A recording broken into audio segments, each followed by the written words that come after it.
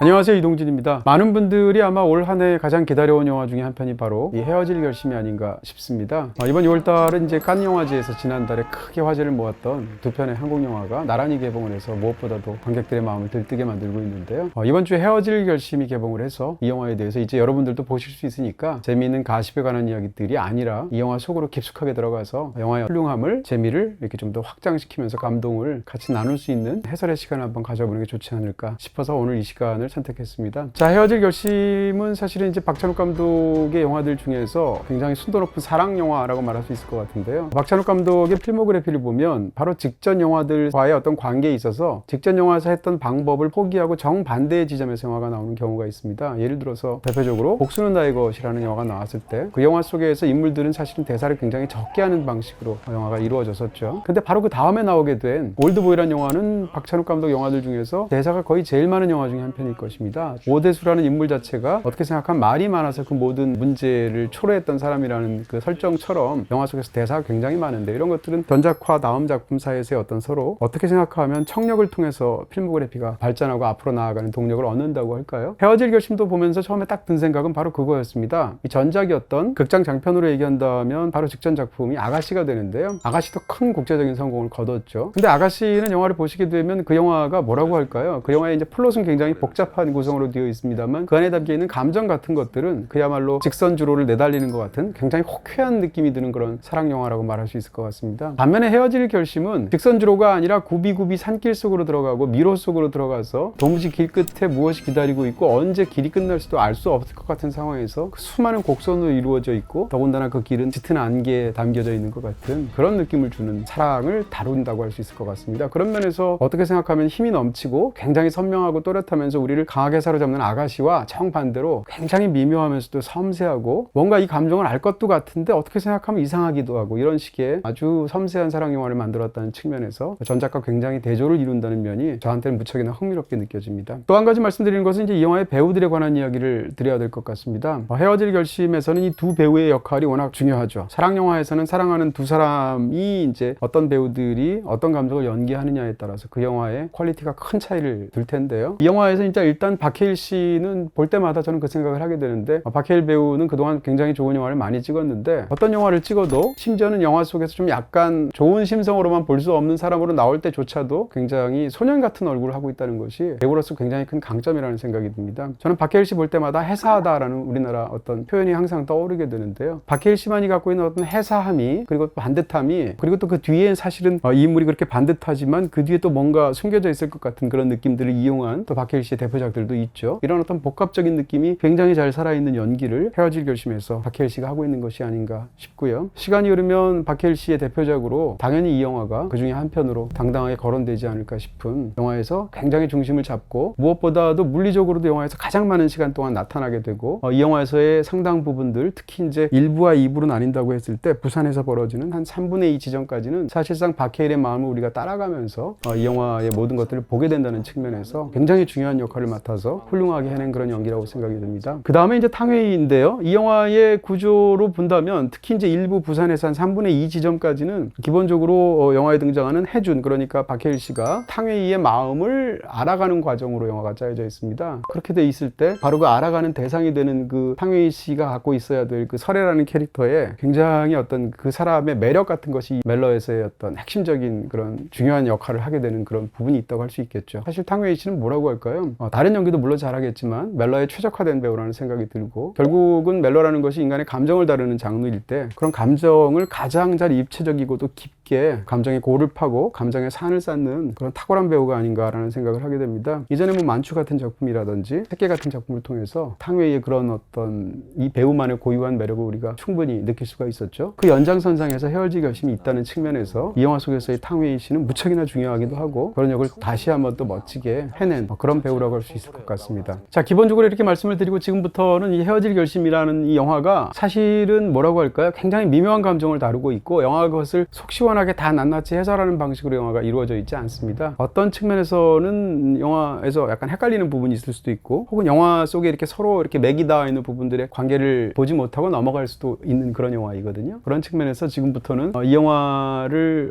무척이나 좋아하는 사람으로서 다양한 어떤 관계의 그물망 같은 것들을 캐내서 여러분들께 해설해내는 방식으로 오늘 진행할까 합니다. 자, 그렇게 해서 헤어질 결심 키워드 7이라고 한번 제가 이름을 붙여봤고요. 너무 당연한 얘기지만 지금부터 드리게 되는 말은 그냥 이 영화에 대한 제 의견이니까 그 정도로만 여러분들이 가볍게 받아들여 주시고 여러분들이 경험을 좀 확장하는 방식을 쓰셨으면 좋겠다라는 것이 첫 번째고요. 두 번째는 당연히도 지금 이 영화의 코너가 자주 그렇듯이 스포일러가 등장할 수밖에 없겠습니다. 그랬을 때 결말까지 다 말씀을 드릴 텐데요. 오늘 1번부터 7번 중에서 3번까지는 제가 사실상 스포일러에 해당하는 것을 얘기 안 하려고 하고요. 그 다음에 이제 4번부터는 이 영화 2부를 포함해서 중반 이후에 펼쳐지는 이야기들 제가 드리게 됩니다. 그러니까 만약에 아직 이 영화를 보시지 않고 혹은 스포일러에 대해서 굉장히 걱정을 하시는 분이라면 3번까지만 보시면 되지 않을까? 그리고 나서 영화를 보신 다음에 나머지 부분을 보시면 좀 더 좋지 않을까라는 말씀을 드리게 됩니다. 자, 저는 경고 드렸습니다.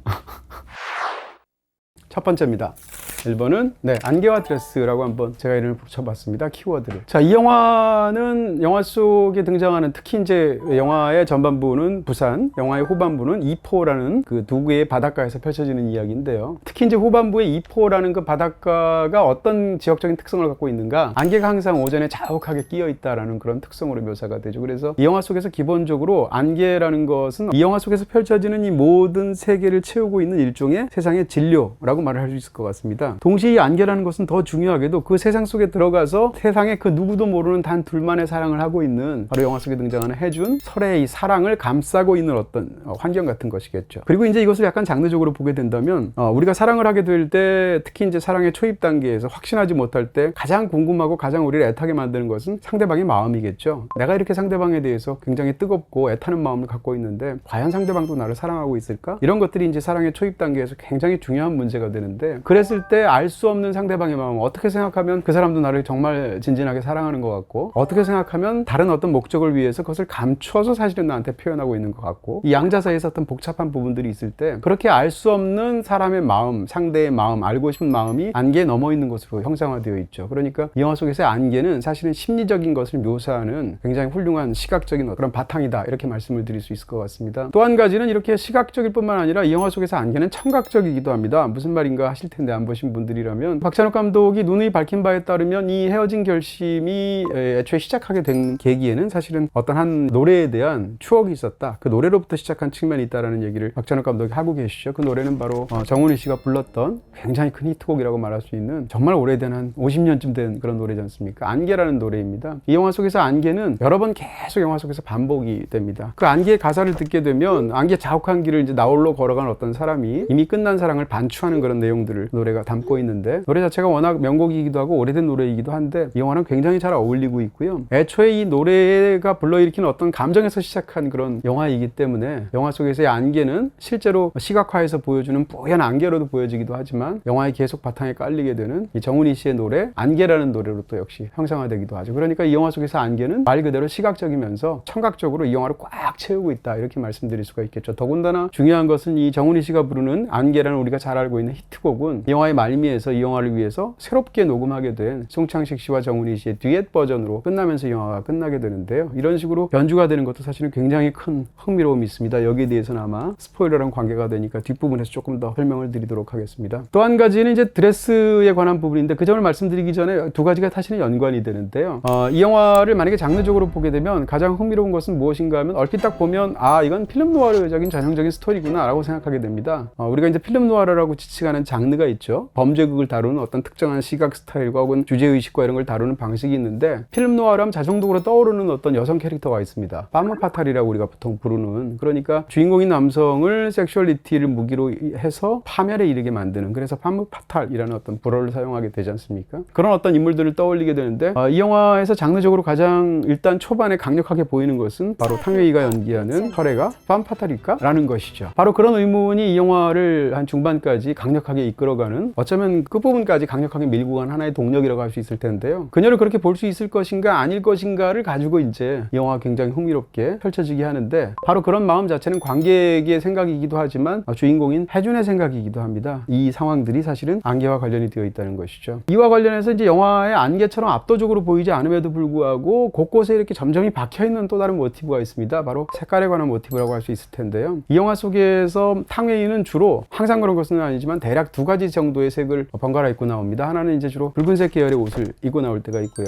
또 한 가지는 영화 속에서 녹색, 특히 이제 청록색에 해당하는 드레스를 입고 나오는데, 그 청록색 드레스를 입고 영화의 가장 후반부에서 결정적인 장면에서 그녀가 입었던 드레스 색깔이나 혹은 상황에 관한 것들이 영화에서 아주 중요한 어떤 모티브가 됩니다. 이 청록색 드레스를 주로 입고 나올 때 이 청록색 드레스는 평상시에는 녹색인데, 사실은 녹색에 가까운 청록색인데 햇빛을 받으면 파란색으로 보이죠. 그래서 사진을 찍거나 그녀를 목격한 사람들이 드레스 색깔이 뭐야 라고 극중에서 말할 때 서로 다르게 주장을 하게 됩니다. 예를 들어서 영화 속에서 그녀가 드레스를 입고 손을 이렇게 바다를 향해서 뻗친 사진을 찍히게 되는 것이 결정적이 되는데, 그때 그녀가 입고 있는 드레스에 대해서 사진을 찍은 사람들은 파란색 아니야? 라고 생각하게 되고, 또 다른 사람들은 녹색으로 보게 되죠. 마찬가지로 그 옷을 입고 나서 이 주인공 부부, 그러니까 이정현 씨가 이제 혜준 역을 맡고 있는 그 박해일 씨와 함께 커플로 실제 부부로 등쪽에서 등장하게 되는데, 마찬가지로 그들이 설애와 그 다음에 설애의 두 번째 남편인 호신이라는 남자와 시장에서 마주치는 장면이 있습니다. 그때도 똑같은 그 청록색 드레스를 입고 나오게 되는데, 그날 그 일이 끝나고 나서 집에 가서 이 아내인 정한, 그러니까 이정현 씨가 맡은 박해일 씨의 아내 캐릭터가 뭐라고 물어보게 되냐면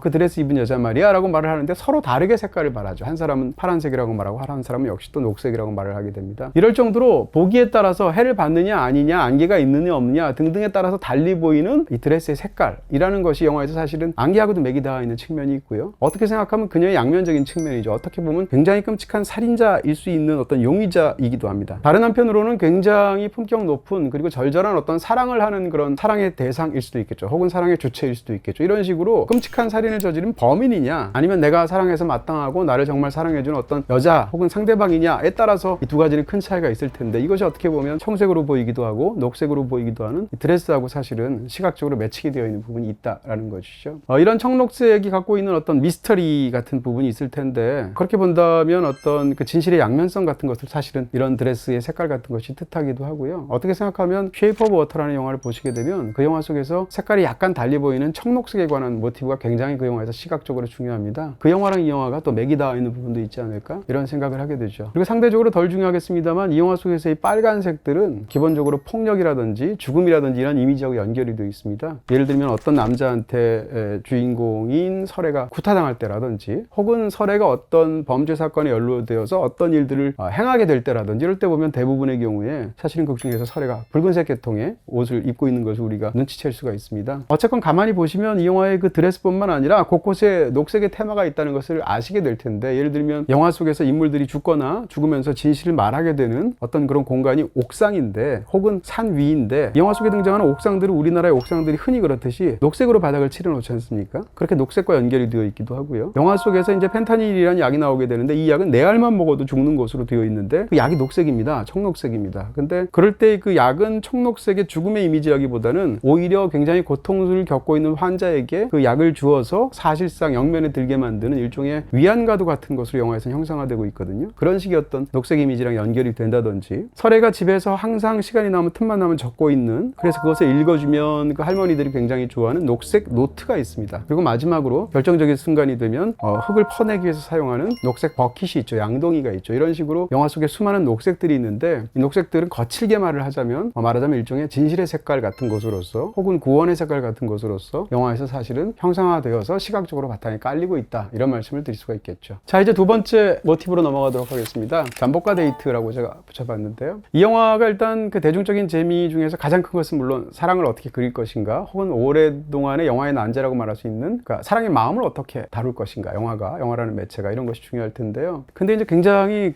시시각각으로 재밌다고 할까요? 그런 모티브가 뭔가 하면, 영화 속에서 기본적으로 이 남자는 이 여자를 굉장히 초반에 사랑하게 되면서도 상대의 마음을 알 수가 없어 전전긍긍합니다. 더 중요한 것은 뭔가 하면, 그녀가 이 구소산이라는 데서 사람이 추락사에서 어떤 기도수라는 남자가 죽은 것이 영화의 시작인데, 그 기도수라는 남자가 죽은 것이 과연 자살일까, 아니면 사고사일까, 아니면 혹시 부인이 죽인 타살일까, 이것을 놓고 굉장히 이 형사 입장에서 의심을 하면서 바로 그 부인의 이상한 행동 행동들을 키워 들어가는 것이 영화의 초반부에 굉장히 중요한 어떤 범죄극 혹은 그 형사 장르 영화로서의 특색을 갖고 있습니다. 근데 이런 상황 속에서 이 여자를 의심을 하고 있기 때문에 설애라는 여자한테 마음적으로 사실은 관심이 있음에도 불구하고 그녀가 이상한 행동을 하지 않을까, 혹시 범죄의 증거가 있지 않을까라고 생각해서 그녀가 살고 있는, 이제 남편이 죽었으니까 혼자 남은 그 아파트를 아침 저녁 밤으로 계속 감시를 하죠. 차 안에서도 감시를 하게 되고 근처 아파트 옥상에서도 감시를 하게 됩니다. 근데 그랬을 때 이 감시는 당연히 형사 영화 입장에서는 용의자가 나쁜 어떤 행동들을 하는가 혹은 범죄의 증거가 있는가 이런 것들을 캐치해내기 위해서 잠복을 하는 것이죠. 근데 재밌는 것은 이 영화가 형사 영화의 외피를 갖고 있는 멜로 영화라는 것이거든요. 이걸 멜로 영화로 이 상황을 번안하게 되면 어떤 의미가 되냐면, 사실상 잠복으로 상대를 관찰하는 것은 상대를 지켜주는 일종의 데이트 같은 역할을 하게 된다는 것이죠. 그러니까 끊임없이 그 사람 주변에서 잠복할 때 그는 어떻게 보면 일의 명분을 가지고 그녀를 마음껏 사랑한다고 볼 수도 있습니다. 갑자기 이렇게 알게 된 사이에서, 더군다나 상대방과 자기는 더군다나 결혼한 그런 상황에서 그 사람에게 마음껏 마음을 줄 수는 없겠죠. 그런 상황에서 그 사람을, 나는 형사이니까, 더군다나 저 사람은 용의자이니까 나는 그의 주변을 떠돌면서 감시를 해도 된다라는 마음의 어떤 일종의 알리바이가 성립하게 되죠. 그런 상황 속에서 계속 감시를 하는데 사실상 그 사이에서 그가 보는 것은, 아이고 저런 오늘 저녁도 밥을 제대로 안 먹고 아이스크림으로 때우는구나, 혹은 몸에 좋지 않을 텐데 계속 담배를 피워서 흡연을 하는구나, 혹은 혼자서 무릎에 머리를 묶고 울고 있는데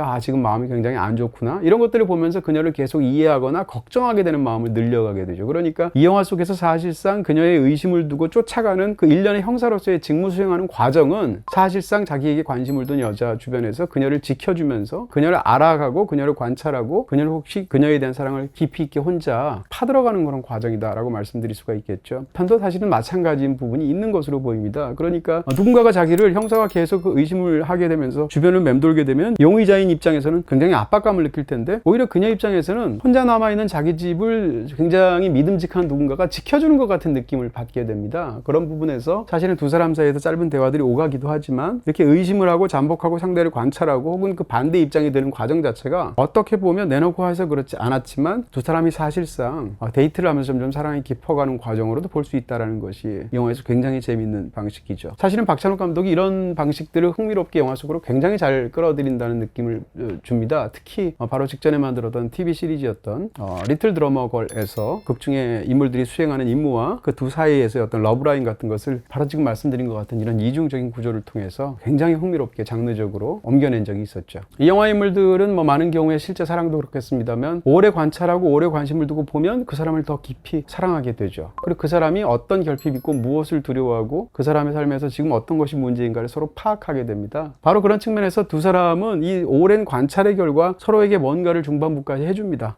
남자는 무엇을 해주는가 하면, 저 사람이 일을 하고 혹은 남편을 여의고 이런 모든 상황 속에서 식사를 제대로 안 하는 것이 보이거든요. 몸에 안 좋을 것 같거든요. 그러니까 어떤 순간이 되게 되면 자기 집으로 초대를 해서 의심이 어느 정도 해소된 다음인데 밥을 해주죠. 더군다나 상대방이 중국 사람이니까 자기가 어디서 레시피를 따서 내가 할 줄 아는 중국 요리는 이거밖에 없다라고 해서 중국식 볶음밥을 해주게 되는데, 상대방이 이게 중국식이라고요? 하고 이제 굉장히 놀라면서 먹으면서 맛은 좋네요 이렇게 말하는 장면들이 있습니다. 그러니까 어찌됐건 그녀의 삶을 채우는 부실한 어떤 식사 같은 것들을, 굉장히 맛있는 초밥을 대접하거나 혹은 직접 만든 요리를 대접하는 것으로서 남자는 그녀에게 어떤 음식들을 제공하는 것을 볼 수 있죠. 반대로 이 남자의 문제는 뭔가 하면 잠을 못 자는 겁니다. 불면증 상태에 빠져 있다는 것인데, 그것을 그녀가 알고 있기 때문에 그녀는 그에게 잠을 선사합니다. 영화 속에서. 잠을 어떻게 선사하냐면, 어떻게 보면 굉장히 숭고하기도 하고 다른 한편으로는 굉장히 에로틱하기도 한데, 두 사람의 숨결을 맞추는 방식을 통해서, 그러니까 이 영화 속에서 이제 두 사람이 뜨겁게 어떤 육체적인 그런 관계를 가지는 장면은 영화에 등장하지 않습니다. 그것 자체가 굉장히 흥미로운 컨셉일 텐데, 어찌됐건 이런 과정 속에서 그녀는 그에게 숨을 같이 맞추는 방법을 통해서 그런 어떤 자기 애틋한 마음을 전달을 하게 되고, 그런 편안함을 제공하면서 남자를 잠에 이르게 만드는 장면, 그에게 잠을 선사하는 것이 영화에서 굉장히 중요하죠. 그런 측면에서 본다면 이런 밥이나 잠이나 이런 것들을 서로에게 주고받는 것은 사실상 서로에서의 일상에서의 가장 중요한 결여를 채워주는 것이거든요. 그런 측면에서 이들이 이런 것들을 또 채워줄 수 있는 결정적인 계기는 상대에 대해서 오래 관찰을 하고 오래 관심을 두었기 때문입니다. 두 사람의 관계가 한 중반부까지는 굉장히 곡진하게 흘러가는 것으로 보여지죠.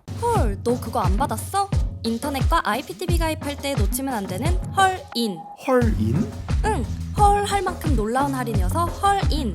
딴 데는 없어서. 헐. 기본 할인에 30% 더. 헐 대박. 이게 뭐냐고? 더슬림 더슬림 요금제. 자, 이제 세 번째로 넘어가도록 하겠습니다. 말씀과 사진이라고 제가 붙여봤는데요. 이 영화에서 두 사람은 사실은 사랑을 하기가 어려운 관계죠. 왜냐하면 한 사람은 의심받아서 혹시 범행을 저지른 사람이 아닐까라는 의심을 받고 있는 용의자이고, 또 한 사람은 그것을 상대방의 거짓말을 파헤쳐서 진실을 알아내야 되는, 캐 들어가야 되는 형사이기 때문이죠. 그러니까 한 사람은 수비를 해야 되고 한 사람은 공격을 해야 되는 그런 입장이잖아요. 더군다나 한 사람은 중국 사람이고 한 사람은 한국 사람입니다. 배우들뿐만 아니라 이제 극중의 설정 자체가 그런데요. 그런 상황이다 보니까 영화 속에서의 거의 모든 대사들은 사실상 한국어로 이루어지지만 경우에 따라서는 약간씩 중국어로 이루어지는 대사도 있고요. 극중의 설에는 한국에 온 상황에서 결혼까지 한국 남자랑 했지만 한국말을 하기는 하지만 완벽하지 않습니다. 그래서 이런 언어적인 소통에서 자기 마음을 온전히 전하지 못하고 어느 순간 자기의 마음을 적극적으로 제대로 말을 해야 되는 순간이 되면 한국말로는 할 수 있는 그런 능력이 없기 때문에 중국어를 하죠. 근데 여기서 이제 굉장히 위트 있고 재미있는 모티브를 끌고 들어오는데 그것이 바로 통역 앱입니다. 그러니까 자기가 너무 답답하고 한국말로 전달을 못할 것 같으면 중국어로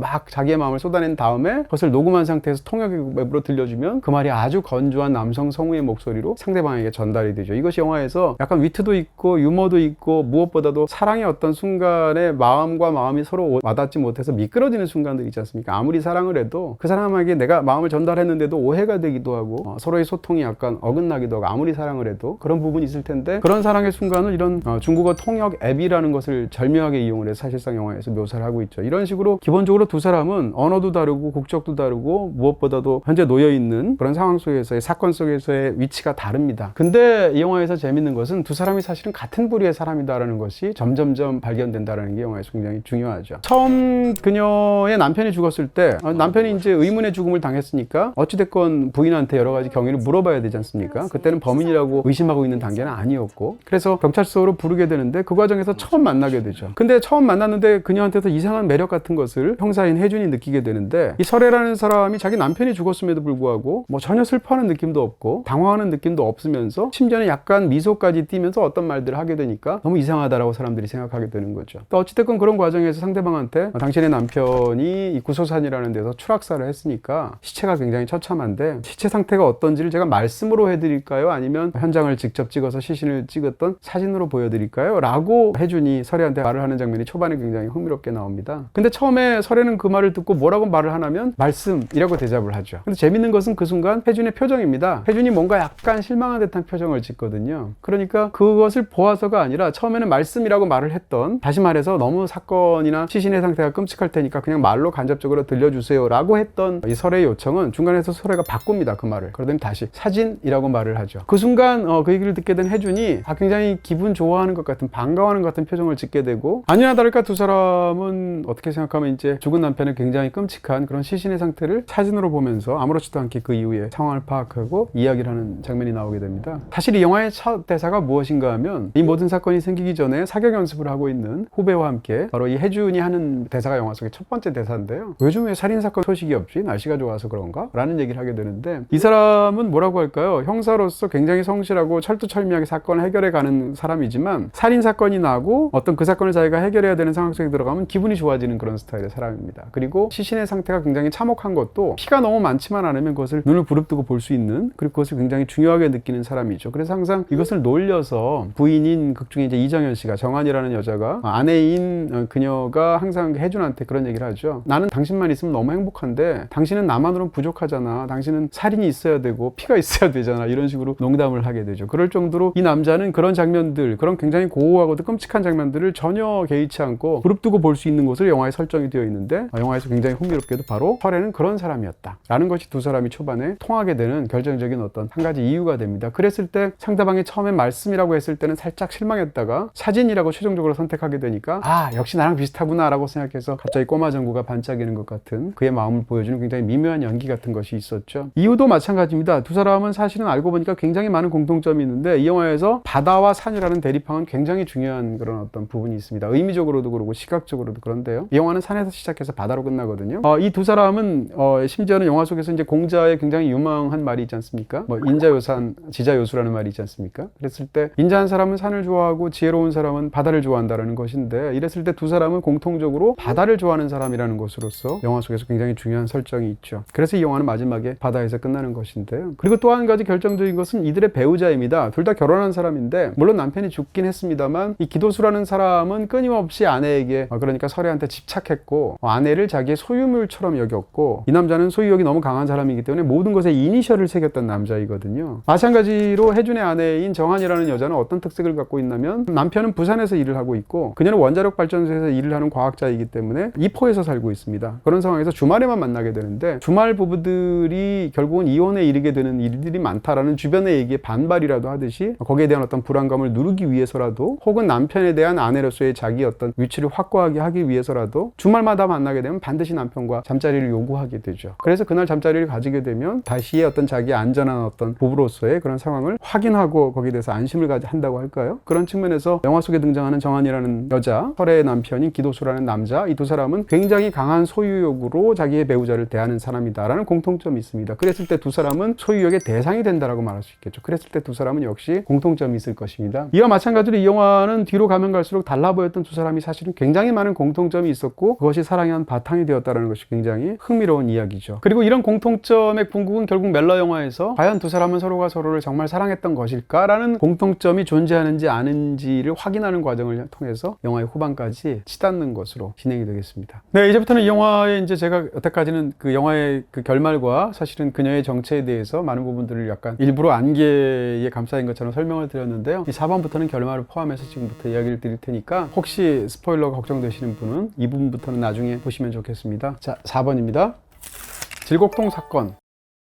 얼핏 보면 영화에서 별로 중요한 것 같지 않고 저 사건이 영화에 왜 나오는 것일까? 심지어는 이 사건을 묘사할 때 왜 박정민 같은 그런 스타급 배우를 이 영화가 카메오로 몇 장면 나오지도 않는데 쓰고 있는 것일까? 라고 생각할 수 있습니다. 이 영화의 중반까지 이 영화에서 굉장히 중요한 사건은 사실상 두 가지 사건입니다. 하나는 영화에서 이 기본적인 사건이라고 말할 수 있는 설의 남편인 기도수라는 남자가 구소산이라는 데서 의문의 추락사를 당했다라는 사건이죠. 그래서 그 사건이 과연 자살인지 타살인지 추락사인지를 알기 위해서 풀어가는 것이 메인 사건의 어떤 흐름이 라고 할 수 있을 텐데 이 사건 이전에 이 바로 혜준이 3년 동안 매달리고 있는 굉장히 중요한 사건이 있습니다. 그 사건이 바로 영화에서는 질곡동 사건이라고 해서 등장하게 되는데요. 이 질곡동 사건의 개요는 그렇습니다. 범인이라고 지칭이 되는 어떤 남자가 피살된 사건인데 과연 범인을 누가 죽였으며 왜 죽였을까를 가지고 3년째 추적을 하고 있죠. 근데 그것과 관련돼서 굉장히 중요한 용의자가 두 사람이 있는데 하나는 극 중에 이제 이지구라는 사람이 등장하고 또 하나는 홍산호라는 사람이 등장하는데 이 이지구와 홍산호가 결국은 범인을 죽이게 되는데 연루가 되었는데 영화를 다 보고 나면 홍산호가 이 범이라는 사람을 죽인 진범으로 드러나게 되죠. 그 홍산호 역으로 바로 박정민 씨가 등장하게 되는 건데요. 박정민 씨가 홍산호를 죽인 것은 영화 속에서 자기가 엄청나게 사랑했던 또 다른 여자가 있었기 때문이라고 영화에서는 결국 설명이 되고 있습니다. 근데 이 사람은 어떤 특징이 있냐면 죽는 것보다도 감옥을 가기 싫어하는 사람이 이 홍산호라는 범죄자의 특성입니다. 그럴 정도로 감옥을 가느니 차라리 죽음을 선택하겠다라고 생각하는 사람인데도 불구하고 자기가 너무 사랑하는 여자가 있고 그녀랑 관계에 대해서 자기가 참을 수 없는 또 다른 남자가 있을 때 그 남자를 구타해서 감옥을 가는 일이 발생하게 되죠. 그 얘기를 서로 함께 나누게 되면서 이 영화의 주인공인 두 남녀가 무슨 얘기를 하게 되냐면 그러면 그 사람은 정말 어떻게 보면 감옥 가는 것을 감수할 정도로 그 여자를 사랑했던 거네 라는 말을 주고받는 어떤 부분들이 있게 되는데 그 홍산호라는 남자는 결국 영화를 보시게 되면 자기가 너무 사랑했기 때문에 죽음보다도 싫은 감옥을 자청하게 되고 혹은 자기가 너무 사랑했기 때문에 물론 잘못된 방법이지만 누군가를 죽이는 어떤 그런 일들을 행하게 되죠. 그리고 그 끝에서는 자기의 스스로 목숨을 가위로 자기 목을 찔러서 스스로 죽음으로써 자기의 사랑을 처참하게 혹은 경우에 따라서는 자기 나름의 방식으로 증명하면서 끝나게 되는 사건이 바로 질곡동 사건입니다. 지금 제가 약간 요약을 해서 말씀을 드려서 아마 조금 더 잘 이해가 되실 수도 있을 텐데요. 질곡동 사건은 사실상 이 영화에서 두 사람 사이에서 벌어지는 그런 사랑과 이 사건과 피비린내라는 어떤 살인과 이 모든 것이 결합된 사건들의 사실상 전조에 해당하고 밑그림에 해당하는 사건이다 이렇게 말씀드릴 수 있습니다. 그러니까 영화 속에서 홍산호가 과감하게 하거나 저지르거나 했던 일들은 어떻게 보면 이 영화 속에서 설애가 혜준을 사랑해서 과감하게 기획하거나 저지르거나 혹은 기도하게 되는 그런 어떤 행동하고 사실상 같다라는 것이죠. 영화에서는 그런 것이 한 가지가 더 있습니다. 영화에서 이제 혼자 외톨이처럼 방에 박혀 있으니까 텔레비전 드라마를 보는 것이 설애의 어떤 취미 생활인데 텔레비전 드라마를 반복적으로 하도 많이 보다 보니까 드라마를 보면서 특정 대사를 똑같이 따라하면서 배우게 되는 부분들이 있죠. 예를 들면 내가 그렇게 나쁩니까?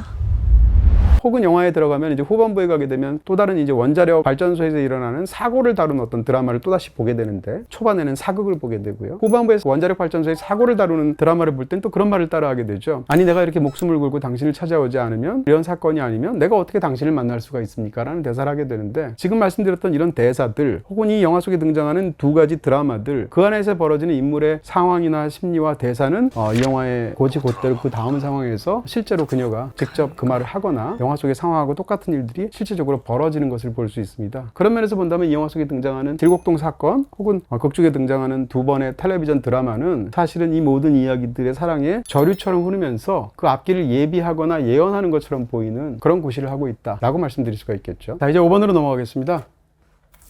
구소산과 호미산. 네, 영화에 등장하는 두 개의 산입니다. 사실은 이제 영화 속에서 두 개의 바다가 있습니다. 부산 바다가 있고요. 이포 바다가 있죠. 후반부에 등장하는. 그 다음에 이 영화의 전반부에 들어가는 산인 구소산이 있고요. 후반부에 등장하는 호미산이라는 산이 있습니다. 자, 이 영화는 사실은 우리가 이제 사랑이라는 테마를 가지고 보면 매우 미묘하고 섬세하고 어떻게 생각하면 굉장히 고혹적이면서도 품이 있는 그리고 고전적인 사랑 영화라고 말할 수 있습니다. 근데 만약에 이 영화를 범죄 영화로 보게 된다면 사실은 굉장히 끔찍한 범죄 영화죠. 어차피 결말까지 다 말씀을 드려서 요약을 해서 말씀을 드리면 이 영화 속에서 죽는 사람 모두 6명이나 됩니다. 근데 6명 중에서 무려 3명의 사람을 바로 영화 속에서 설애가 죽이죠. 물론 설애가 죽인 사람은 3명인데 그 3명 중에 자기 어머니가 있고요. 후반부에 등장하게 되는 철성이라는 남자의 어머니가 있죠. 근데 이 두 사람을 죽인 것은 어떻게 생각하면 피살된 사람들의 뜻이었습니다. 두 사람은 굉장히 질병으로 고통을 받고 있는 상황에서 사실상 죽음을 자청하고 있었고 그들에게 안식을 주는 형태로 사실은 죽였기 때문에 일반적인 경우하고는 조금 다른 그런 살인이라고 말을 할 수 있겠죠. 하지만 영화 속에 등장하는 또 다른 살인, 이 영화에서 메인 사건이 되었던 구소산에서 추락했던 남편은 영화를 끝까지 보시게 되면 사실상 그녀가 뒤에서 정교한 방식을 써서 등산을 반대 루트로 올라가서 뒤에서 떠밀어서 추락사 시켰던 것으로 영화에 등장하죠. 그러니까 어찌되었건 그녀 마음속에서 아무리 학대를 당했건 아니면 다른 무엇이 있었든 간에 그녀가 3명의 사람을 죽인 살인자다라는 것은 변하지 않죠. 그러니까 어떻게 생각하면 범죄 영화를 보면 굉장히 무서운 사람이다 이렇게 말할 수가 있겠죠. 이것 외에도 3사람이 더 죽습니다. 아까 말씀드린 그 질곡동 사건에서의 홍산호가 스스로가 목숨을 찔러서 죽죠. 그리고 홍산호가 죽인 사람까지 치면 2명이 더 있군요. 그렇게 얘기하면 8명이 죽는 건데 홍산호가 죽인 2사람도 있죠. 그리고 영화의 마지막에 가면 뭐 엔딩에 등장하게 되는 바로 살해가 자살하는 사건이 펼쳐지게 되죠. 이렇게 되면 영화에서 적게 보면 6개, 많이 보면 8건의 이 살인이나 자살이나 혹은 죽음에 이르게 되는 그런 사건들이 펼쳐지니까 사실상 이 영화는 어떻게 보면 사건들로만 따지게 되면 굉장히 피범벅인 그런 영화라고 말할 수 있겠죠. 그렇지만 영화를 보시면서 그런 생각을 안 하시게 됩니다. 왜냐하면 이 영화에서 정말 관심이 있는 것은 그게 어떤 일을 저지른 사람이든 무엇이든 어떤 위치에 있든 다른 누구와 어떻게 얽혔든 관심 없이 이 영화는 오로지 2사람의 감정선을 따라가고 있고 그것을 다루는 방식이 굉장히 우아하고도 품위가 넘치고도 굉장히 품격 있는 그런 영화이기 때문에 결국은 이런 굉장히 복에 따라서는 달리 볼 수 있는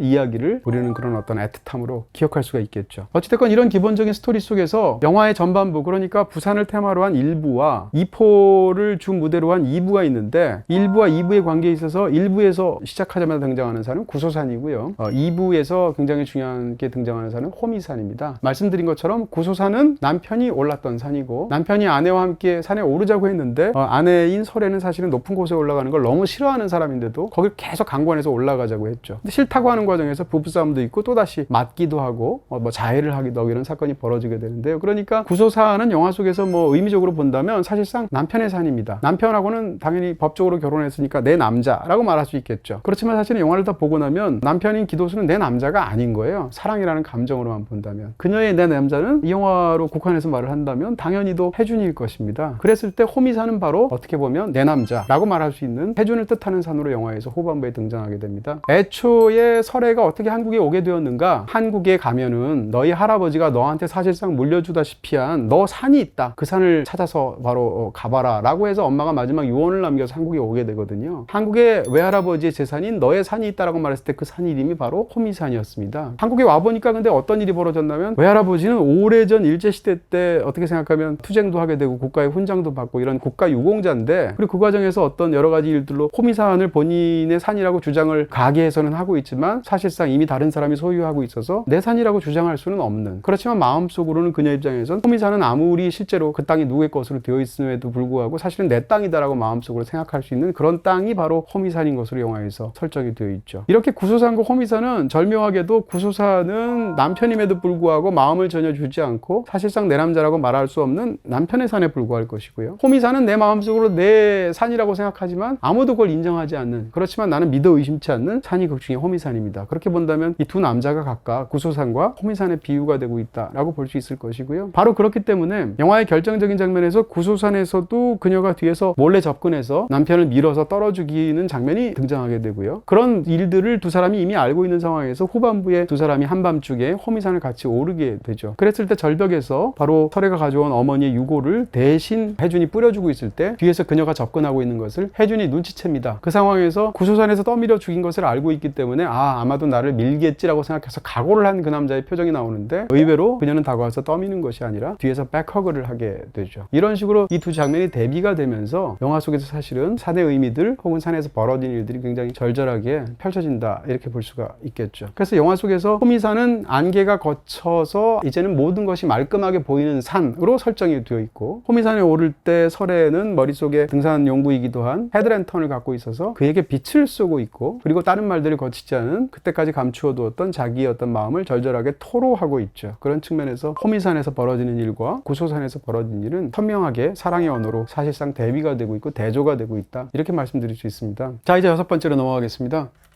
미결 사건. 어떻게 생각하면 이 영화에서 가장 재미있고 흥미롭고 저한테는 독창적으로 느껴지는 어떤 사랑의 테마가 바로 이 미결이라는 키워드가 아닐까 싶습니다. 이 영화의 1부는 말씀드린 것처럼 부산에서 이루어지고 2부는 이포에서 이루어집니다. 1부와 2부 사이에는 시간 간격이 13개월이 있고요. 1부의 사건이 해결이 되었거나 마무리 종지부를 찍었기 때문에 2부로 넘어가게 되죠. 1부는 어떻게 마무리를 지었을까 하면 두 사람은 결국은 이 혜주는 설애를 추적하는 과정에서 사실은 그녀가 무고하게 의심을 받았다는 것을 확신하게 됩니다. 그 다음부터는 이제 더 이상 용의자가 아니기 때문에 직업적으로 자기가 어떻게 압박을 받는 것도 없겠죠. 그녀와 마음 놓고 본격적으로 사랑을 하게 되는데 그렇게 해서 사랑을 하는 과정에서 알게 된 그녀의 어떤 부분들을 눈치채게 되고 더 캐들어가다 보니까 그녀가 사실은 남편을 죽인 진범이라는 것을 알게 되죠. 근데 이미 그 당시에는 상대방인 설애를 너무 사랑하게 된 거예요. 혜준 입장에서. 그래서 마지막 순간에 일부의 끝은 두 사람 사이에서 관계가 어떻게 끝나냐면 이 모든 것을 알게 된 형사 입장에서 아무리 사랑한다고 해서 그녀를 용인할 수는 없죠. 근데 이 모든 것에 그녀의 결정적인 증거가 담겨있는 휴대폰이 있는데 월요일마다 그녀가 일을 하기 위해서 항상 간병을 하게 된 어떤 할머니가 갖고 있는 그 휴대폰인데 그 휴대폰을 이 형사인 그가 범죄자이면서 피의자인 그녀에게 핸드폰을 주면서 바다 깊숙한테 던져버리라고 이야기를 하죠. 그러면서 두 사람의 관계는 끝나는 것으로 되어 있습니다. 휴대폰을 상대방한테 가장 결정적인 증거를 주면서 바다 깊숙한 곳에 버리라고 말하는 것은 증거인멸을 형사가 도와준다는 얘기인데 그렇게 증거인멸을 도와주는 것은 사랑의 마음이죠. 그렇지만 그런 행동을 자기가 한 것을 스스로가 용납할 수 없기 때문에 최소한 그녀와의 사랑은 더 이상 진전될 수가 없고 거기서 끝나게 되는 것입니다. 이게 이제 1부의 끝이거든요. 잘못 해결되었음에도 불구하고 어찌됐건 1부의 끝에서는 그 사건은 해결이 되었습니다. 그러니까 남편이 자살한 것이지 누가 죽인 것이 아니다 라고 사건은 결론이 내렸고 그 일을 이 두 사람을 제외하고는 아무도 세상에서는 이면을 모르고 있기 때문에 결국은 사건이 해결된 것으로 끝납니다. 근데 이제 이 영화에서는 정말 중요하게 2부가 남아있다는 것이죠. 2부가 되면 이제 13개월이 지난 상황에서 부산으로부터 자기 어떤 근무처를 이포로 옮기게 된 혜준을 묘사하면서 2부가 본격적으로 시작합니다. 1부는 영화 속에 등장하는 거의 모든 장면들이 사실상 혜준의 시선으로 설애를 이해하는 방식으로 다시 말하면 1인칭 시점으로 사건들이 진행이 되는데 이렇게 2부로 이포에 오게 되면 두 사람을 모두 다 보여주는 상대적으로 객관적인 시선으로 영화가 펼쳐진다는 것도 우리가 알 수 있습니다. 이포까지 가게 됐을 때 그의 마음은 참담합니다. 왜냐하면 자기가 그토록 사랑했던 그리고 의심하지 않고 의심을 풀어주었던 사람이 사실은 범인이었다. 그리고 그 은폐에 자기가 가담을 했다는 어떤 참담한 마음을 갖고 있기 때문이죠. 그런 상황에서 이포에 와서 자기는 점점점 더 불면증이 도지게 되고 그 상황에서 일에도 제대로 의욕이 안 나서 우울증까지 빠지게 되는데 놀랍게도 그 순간 이포로 다시 그녀가 찾아오게 되는 일이 벌어지면서 2부에서 일이 본격적으로 펼쳐지죠. 2부가 되어서 보게 되면 설애는 첫 번째 남자가 13개월 전에 죽었는데 13개월 만에 다시 만난 그녀는 두 번째 남자랑 결혼을 해서 재혼을 한 상황입니다. 그 사람은 바로 박용호 씨가 연기하는 이모신이라는 사람이었는데 이모씨라는 사람이 2부에서 피살되는 사건이 영화에서 끔찍하게 펼쳐지죠. 그러니까 어떻게 생각하면 똑같은 여자에 의해서 첫 번째 남편과 두 번째 남편이 전부 다 의문의 사건을 겪어서 죽게 된 일이 벌어지게 되니까 더군다나 이포에서 그녀를 다시 만나게 된 혜준의 입장에서는 그녀가 두 번째 사건에도 역시 범인일 것이다라는 의심을 할 수밖에 없는 상황이죠. 더 중요한 것은 대체 왜 이포까지 와서 이런 일들을 저지르냐라는 것이고 그래서 만날 때마다 다시 한번 혜준이 상대방을 의심하게 되면서 두 번째 사건의 용의자로 그녀에 대해서 캐묻는 것은 대체 왜 이포에 왔는가 라고 묻게 되는 일입니다. 근데 대체 왜 이포에 왔는가 라는 질문은 사실상 두 가지 의미가 있습니다. 제가 아까 말씀드린 드린 2번과 관련되어서 말씀을 드린다면 표면적인 의미는 너는 그렇게 이포에 와서 결국 남편을 살해하려고 했던 거지? 라고 묻는 것인 것처럼 보이지만 사실 이 남자가 진짜로 묻고 싶었던 말은 너 이포에 사실은 나 때문에 왔지? 다시 말하면 우리의 사랑의 일 때문에 너는 다시 이포에 찾아오게 된 거지? 라고 묻고 싶어 하는 것이죠. 그런 의미에서 역시 이런 이중적인 플롯이 영화의 마지막까지 끌고 가는 셈인 것인데요. 여기서 이 사랑을 다루는 가장 흥미롭고도 인상적이고도 입체적인 그리고도 굉장히 미묘해서 그럴 것도 같고 아닐 것도 같은 그런 모티브가 바로 미결이란 모티브입니다. 일부에서의 그 사건은 해결이 되었습니다. 그런 상황에서 해결된 사건으로 끝났습니다. 그럼에도 불구하고 그녀가 2부로 다시 찾아오게 되고 2부에서 다시 또 다른 살인사건이 저질러지게 되고 심지어는 그녀가 마지막 결정적인 순간이 되면 혜준을 찾아와서 자기가 혐의가 없다는 것을 입증하게 되는 어떻게 생각하면 자기의 범죄 증거가 담겨있는 핸드폰을 바다로 던져서 은멸하면 되는데 은멸하지 않고 그것을 도로 혜준에게 돌려주면서 그 사건을 원래부터 처음부터 다시 첫 번째 구소선 사건을 조사하라라고 말을 하게 됩니다. 다시 말하면 그녀가 이포에 오게 된 것을 이런 사건 용어로 말을 하게 된다면 해결된 사건을 미결로 되돌리게 되는 것이죠. 그러면 그녀는 자기가 무고한 것을 결국은 결정이 났고 그런 상황 속에서 그 문제는 해결이 됐는데 굳이 자기가 사실은 연루되어 있는 범인이라는 것을 알려주게 되는 의심의 세계수로 다시 회귀시키는 그런 미결 사건 속으로 왜 되돌리려고 했을까라는 것이죠. 그것을 알기 위해서는 항상 이 남자가 미결 사건과 해결 사건을 어떻게 다루는지를 다루는 방식을 서래가 알고 있다는 탁상이 굉장히 중요하게 됩니다. 무슨 얘기인가 하면 형사로서 그는 굉장히 집요하고도 성실한 사람이기 때문에 자기가 해결하지 못한 사건은 죽은 시신부터 시작해서 갖가지 증거들을 찍은 사진들까지 자기 방 벽에다가 가득하게 채워놓게 됩니다. 그런데 그렇게 채워놓은 사건이 그 사람을 심리적으로 괴롭히고 또 그 장면들이 워낙 끔찍하고 이런 부분들 때문에 그 남자의 어떤 불면증을 가중시키죠. 이것을 그를 사랑하게 된 일부에서의 설애가 알고 있는 상황에서 그 남자가 시달리고 있는 불면증으로부터 그를 해방시켜 주려면 이 미결 사건 때문에 붙여있는 사진들을 떼어내야 된다는 사실들을 알게 되죠. 그래서 결정적인 순간이 오고 사건이 해결한 것처럼 보게 되면 그녀가 제일 먼저 한 행동은 그의 집을 찾아와서 벽을 가득하게 붙어있는 수많은 끔찍한 범죄 사건들의 사진들을 떼내게 되고 아니나 다를까 그날 밤 그에게 그녀는 굉장히 숙면을 선사해서 모처럼 편안하게 잠들게 만드는 굉장히 애틋한 장면이 나오게 되죠. 뒤집어서 얘기하면 그녀 입장에선 만약에 이 남자와 다시 만날 수 없는 상황이 되는데 이 남자와 다시 만나서 어쨌건 애틋한 마음을 이어가고 싶을 유일한 방법은 무엇일까? 해결된 사건을 다시 미결로 만들면 되겠죠. 왜냐하면 이 남자는 미결에 집착하는 사람이고 미결하면 사진을 떼어내지 않는 사람이기 때문입니다. 그래서 결국 두 사람이 호미산에 올랐을 때 마지막 헤어질 때 그녀가 했던 결정적인 말은 그렇습니다. 이제 앞으로 당신은 내 사진을 붙여놓고 잠도 자지 못한 채 계속 내 생각만 하게 될 거다 라는 굉장히 이상한 말을 하고 떠나게 되는데 그러면서 마지막 순간이 되면 그녀는 이 모든 그 증거들을 사실상 그에게 전달한 이후에 모래톱 속에 아무도 찾을 수 없는 곳에 구덩이를 파고 자기가 들어가서 죽음을 맞이하는 장면이 영화의 마지막 장면입니다. 다시 말하면 이 영화의 마지막 장면까지 다 보게 되면 이 모든 상황 속에서 그녀는 이 모든 일들을 사실상 미결 사건으로 만들게 되는데 이것은 사건만 미결 사건으로 만드는 게 아니라 그들의 사랑을 미결인 상태로 만드는 거죠. 두 사람의 사랑이 이루어지는 해결이 됐으면 가장 좋겠지만 두 사람은 해결될 수 없는 혹은 이어질 수 없는 수많은 현실적인 난관이 있습니다. 그것을 극복하면서 이 사랑을 영원으로 봉인하는 유일한 방법은 그 사랑을 ing로 만드는 것, 미결 사건으로 만드는 것이죠. 네, 이와 관련해서 재밌는 것은 영화의 이제 제목입니다. 헤어질 결심이라는 저는 굉장히 잘 지은 그런 제목처럼 느껴지는데요. 헤어질 결심이라는 얘기는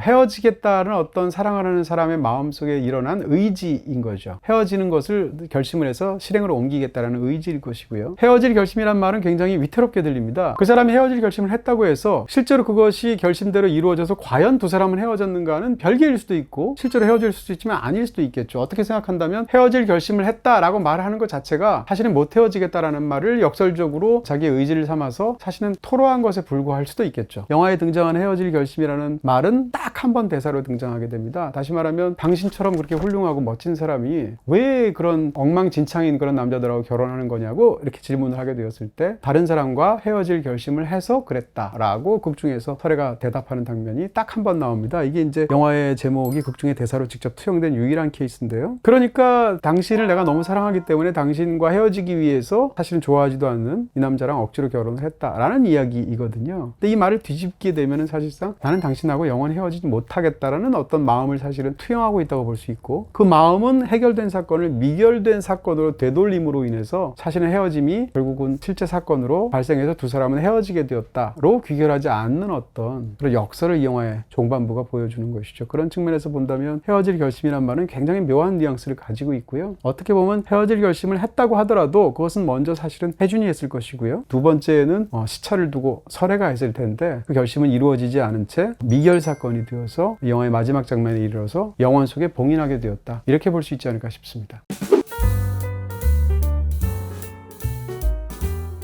자, 마지막 7번째입니다. 휴대폰 2개. 이 영화에는 범죄의 결정적인 증거가 되는 휴대폰이 2개가 나옵니다. 일부에서 이제 구소산에서 남편을 떠밀어서 이 설애가 살해했을 때 그때 그 모든 일들의 증거가 사실상 여러 가지 어떤 증거를 통해서 남아있는 핸드폰이 있습니다. 그 핸드폰을 이제 증거를 인멸하기 위해서 자기가 항상 설애가 다녔던 그 월요일마다 간병을 갔던 할머니의 휴대폰하고 바꿔치기 하는 과정을 통해서 그 사건을 범죄를 저지르게 되는 것인데요. 그것을 알게 된 혜준이 상대방의 사실은 남편을 죽였다는 것을 캐내게 되면서 결정적인 말을 영화 속에서 하게 되죠. 그 말은 무엇이었냐면 마구 화를 내면서 이런 말을 하게 됩니다. 당신이 나를 좋아하게 됐다는 것은 내가 품위가 있고 품격이 있고 이래서 나를 좋아하게 됐다고 말을 하는데, 내가 품위가 있고 품격이 있고 했던 존재였던 것은 다시 말하면 내가 직업에 있어서 자부심을 갖고 있었기 때문이다. 그런데 당신 때문에 나는 나의 자부심을 짓밟을 수밖에 없고 나는 완전히 붕괴되게 되었다. 자, 그러니 당신은 지금 내가 주게 되는 당신의 결정적인 범행의 증거가 담겨있는 이 휴대폰을 바다 멀리 던지고 우리는 더 이상 만나지 않을 것이다 라고 이 남자는 마지막 말을 선고하게 되는 것이 일부의 마지막이고 두 사람이 끝나게 된 마지막 종언에 해당하는 말처럼 보였던 것입니다. 그리고 나서 이제 2부에서도 결정적인 또 다른 핸드폰이 두 번째 사건, 그러니까 두 번째 남편이 죽은 사건의 증거가 됩니다. 그랬을 때 그 증거는 무엇인가 하면 두 번째 남편의 휴대폰이죠. 두 번째 남편의 휴대폰에 담긴 증거는 무엇인가 하면 이번에는 혜준이 어떻게 생각하면 경찰로서 옷을 벗어야 할 치명적인 스캔들이 담겨있는 용의자와 관계 속에서 증거를 인멸하고 사건을 은폐하려고 했다라는 어떤 녹음 증거가 담겨있는 것이 바로 이 남편의 휴대폰과 관련되어 있는 부분이 있겠죠. 그러니까 첫 번째 휴대폰은 결정적으로 설애에게 불리한 증거이고요. 두 번째 휴대폰은 결정적으로 혜준에게 불리한 증거겠죠. 근데 이 두 개의 휴대폰 중에서 첫 번째 휴대폰은 혜준이 습득해서 그녀에게 주면서 인멸하라, 바다에 던지라 라고 말을 했고요. 두 번째 휴대폰은 그 휴대폰에 담겨있는 내용이 발각이 될 경우에 혜준한테 치명타가 될 것 같으니까 혜준을 굉장히 사랑하게 된 설애 입장에서 그것을 바다에 직접 던져버렸죠. 그 장면이 영화 속에서 드레스를 입고 있는 장면으로 찍혀서 영화의 결정적인 증거로 남게 되는 것이지만, 그러니까 결과적으로 얘기하면 이 두 개의 휴대폰 중에 하나는 바다로 던져질 운명인 핸드폰인 것이고 나머지 휴대폰 하나는 실제로 그녀가 바다로 던졌던 휴대폰인 것이죠. 이 두 개의 휴대폰은 범행의 결정적인 각각의 증거이기도 하지만 뒤집어서 얘기하면 두 사람이 정말 서로가 서로를 사랑했다는 사랑의 증거가 됩니다. 그렇게 바다로 던졌거나 바다로 던져라 라고 부탁을 받거나 혹은 지시를 받았던 그 휴대폰은 사실상 던져지지 않고요. 그녀가 던졌던 남편의 휴대폰은 이 영화 속에 등장하는 형사에 의해서 다시 바다에서 건져지게 됩니다. 그러니까 다시 바다에 던져야 했던 두 개의 휴대폰이 그녀에게로 돌아오는 일이 발생하게 되는데 이 두 개의 휴대폰은 고스란히 사실상 다시 혜준에게 가면서 영화의 마지막을 향해서 치닫게 됩니다. 이 얘기를 조금 약간 길게 드렸던 이유는 이 영화 속에서 휴대폰에 담겨있는 어떤 말들 때문입니다. 그런데 이 영화 엔딩 직전에 두 사람이 나누었던 마지막 말 속에서 설애는 혜준에게 당신은 나에게 사랑의 말을 하지 않았느냐, 그 증거가 이 휴대폰에 담겨져 있다, 음성 파일에 라고 말을 하죠. 근데 이 혜준의 입장에서 보면 자기는 그토록 그녀를 사랑했던 건 사실이지만 사랑한다고 말을 한 적은 한 번도 없거든요. 왜냐하면 자기 어떤 직업적인 위치나 여러 가지 상황 때문이었던 것인데, 그럼에도 불구하고 설애가 확언에 가깝게 당신이 나를 사랑했다고 말을 하게 되고 결정적으로 또 설애는 이런 알듯 모를 듯한 말을, 심지어는 본인의 가장 중요한 말을 할 때 항상 중국어로 말을 하게 됩니다. 심지어는 그 중국어 말을 옮길 때의 한국 성우의 목소리가 직전까지는 전부 다 항상 남성 성우의 목소리로 들려줬는데 영화 속에서 가장 결정적인 순간이 되면 여성 성우의 목소리를 들려주죠. 그만큼 그 대사들이 중요하다는 뜻일 텐데요. 그때 그녀가 했던 중국말의 대사는 무엇이었냐면, 당신이 나를 사랑한다고 말을 했을 때 당신의 사랑은 끝이 나게 되었고 당신의 사랑이 끝이 나자 나의 사랑은 시작되었다, 이런 말을 하게 되었습니다. 이런 알듯 모를 듯한 말을 남기고 이제 그녀가 마지막으로 떠나가게 되는데, 남겨진 그 남자의 입장에서는 이게 도대체 무슨 말인지를 알 수가 없습니다. 자기는 분명 그녀에 대해서 사랑한다고 말을 한 적이 첫 번째 없고요. 그가 사랑한다고 말을 하자 그의 사랑은 끝났고 그의 사랑이 끝나자 내 사랑은 시작되었다라는 그녀의 말이 무엇을 의미하는지도 알 수가 없죠. 그런 마지막 순간에서 그녀는 자살을 결행하게 되는 것 같고, 언제 밀물과 썰물이 있는지까지 치밀하게 계산을 해서 모래톱에 녹색 양동이를 통해서 파헤치고 그 속에 들어가서 파도가 자기를 덮어서 흔적을 영원히 감추는 곳에 스스로가 죽는 것으로 마지막 선택을 하게 되고, 그 사실을 알게 된 근처로 찾아가게 된 혜준이 그 점점점 물이 차오르는 파도에서 그녀의 이름을 하염없이 부르면서 사실상 영화가 끝나게 되죠. 근데 영화의 마지막 장면이 되면 혜준이 그녀가 왜 그 말을 했는지를 눈치채게 됩니다. 사실은 이 영화를 굉장히 친절한 언어로 그것을 설명해 주지 않는데요. 그녀의 입장에서 이 남자가 사랑의 말로 고백을 직접 했다라고 생각하게 된 말은 무슨 말이었냐면 당신 때문에 나는 붕괴되었고 그러니 여기 있는 휴대폰을 바다 깊숙한 곳에 아무도 모르는 곳에 버리라라는 말을 그녀는 사실은 이 남자가 자기에 대해서 절절한 사랑의 말을 진실로 직접 고백한 것이다 라고 믿는다는 것이죠. 그 말이 왜 그런 것인가 라고 생각한다면 이 남자는 무엇보다도 직업윤리가 중요한 사람입니다. 이 남자가 갖고 있는 품위의 핵심은 자기를 제대로 하고 성실하게 하고 바르게 하는 데서 생겨난 이 남자의 자부심 같은 거죠. 근데 그런 자부심이 그녀를 너무 사랑하니까 자기의 자부심과 직업윤리를 엉망으로 만들면서까지 증거를 인멸해서 그녀를 도와주게 되죠. 그게 그의 입장에서는 사랑의 방식이었던 것이고요. 더 중요하게는 그 중에서도 가장 중요한 증거라고 말할 수 있는 휴대폰을 바다에 던지더라 라고 말을 하게 된 것은 형사로서는 참아해서는 안 될 말이죠. 더군다나 이 형사처럼 자부심이 넘치는 품위 있는 형사의 입장에서는 그런 측면에서 보면 그녀가 그 말을 들었을 때 그 말을 할 때의 맥락은 사실상 혜준이 더 이상 우리는 만나면 안 된다라는 결별의 선언이었지만 사실상 나는 당신을 너무 사랑한다라는 고백으로 들었던 거죠. 그 순간 그녀의 사랑은 본격적으로 시작되는 것이고 그의 사랑은 본격적으로 그때 끝이 나게 되는 것이겠죠. 그러니까 이 말들이 모든 것들이 사실상 그의 마음속에서 마지막 순간에 이해가 되게 되고 그것을 깨달은 상황에서 애타게 해가 지고 있는 바다에서 점점 물이 파도가 차들어오는데 그녀를 찾아와서 이름을 부르면서 하염없이 영화가 점점점 날이 저물면서 끝나게 되는 것이 영화의 엔딩인 것입니다. 자, 그렇게 본다면 마지막 순간에 구덩이를 찾아서 찾을 수 없는 곳에 그녀가 들어간 것은 어떻게 보면 바다에 던져야 할 두 개의 휴대폰 대신에 자기 스스로를 바다에 던졌다고 볼 수도 있는 것이고요. 그리고 또 바다의 깊숙한 곳에 아무도 찾을 수 없는 곳에 그들의 사랑을 봉인했다고 볼 수 있겠죠. 아마도 그녀의 시신은 발견되지 않을 것이고요. 그러므로 인해서 이들의 사랑은 끝없이 미결로 남을 것입니다. 그리고 미결이 되는 방법만이 그들의 사랑이 영원으로 갈 수 있는 유일한 방법이겠죠. 그런 측면에서 본다면 이 영화에 벌어지는 수많은 어떤 끔찍한 사건들, 심지어는 두 연인 중에 한 명이 스스로 목숨을 끊어서 죽는 어떤 그런 결미에도 불구하고 이것을 만약에 어떤 일종의 사랑이라는 것을 유기체처럼 본다면 그 사랑이 영원 속에서 봉인되어서 살 수 있는 마지막에 어떤 사랑의 승리의 순간들을 보여주면서 영화가 끝난다 이렇게 볼 수도 있겠죠. 굉장히 역설적으로. 그런 측면에서 이 영화의 엔딩은 굉장히 우리의 마음속에 울리는 부분들이 있는 것이고요. 어찌됐건 이 영화의 이야기를 보면 사실은 전반적인 플롯을 보면 혜준이라는 사람이 설애라는 사람의 마음을 너무나 애타게 알고 싶어서 계속 해들어가다가 결국 알게 된 것은 설애의 마음이기도 하지만 그 끝에서 사실은 자기의 마음을 알게 되었다라는 것이죠. 내가 그녀를 너무 사랑하고 사랑한다는 말을 했다라는 것을 깨달으면서 사실상 영화가 끝나고 있으니까 이 영화의 엔딩 장면, 마지막 장면이 보여주는 어떤 사랑 영화로서 굉장히 특별한 부분들이 있을 것입니다. 저는 사실 이제 영화를 좋아하는 사람이자 영화 평론가로서 수많은 멜로 영화들을 보았고요. 사랑의 감정이라는 것을 다룬 수많은 영화들을 보았는데 그런 사랑의 감정이 어떤 미묘하고도 복잡하고도 입체적이면서 알듯할 것 같기도 하고 모를 것 같기도 하는 그런 순간들을 이 영화처럼 이렇게 또 고혹적으로 또 멋지게 품위 있게 우아하게 더군다나 이런 피비린내 나고 너무 이상한 사람이고 실제로 범행을 저질렀고 그럼에도 불구하고 아름답게 느껴지는 어떤 애틋한 사랑 이야기를 만들어냈다는 측면에서 이 영화의 개성과 이 영화의 뛰어난 완성도는 실로 굉장한 것이 아닌가 이런 생각들을 하게 됩니다. 네, 누누이 긴 시간 동안 말씀드린 것처럼 굉장히 미묘한 그런 영화이고 굉장히 섬세한 영화이기 때문에 사실은 곱씹어볼 여지가 굉장히 많은 영화입니다. 그런 방식으로 영화를 한번 보시면 더군다나 오늘 드린 말씀이 있으니까 관객들만의 어떤 그런 경험을 확장해 나가는 방식으로 활용해 주셨으면 좋겠고요. 칸느 영화제에서 감독상을 받았다는 어떤 그런 외부 타이틀도 굉장히 중요하겠습니다만 저한테는 그런 어떤 외부에서 비춰진 어떤 스포트라이트보다도 훨씬 더 이 영화의 어떤 내적인 빛이 중요한 그런 작품이 아닌가 싶고요. 여러분들도 이제 극장에서 보실 수 있으니까 그렇게 각자의 감상을 나누는 확장하는 그런 시간이 됐으면 좋겠습니다. 감사드립니다. 생방을 주방에서, 생방을 안방에서, 생방을 내 방에서, BTV 에어에서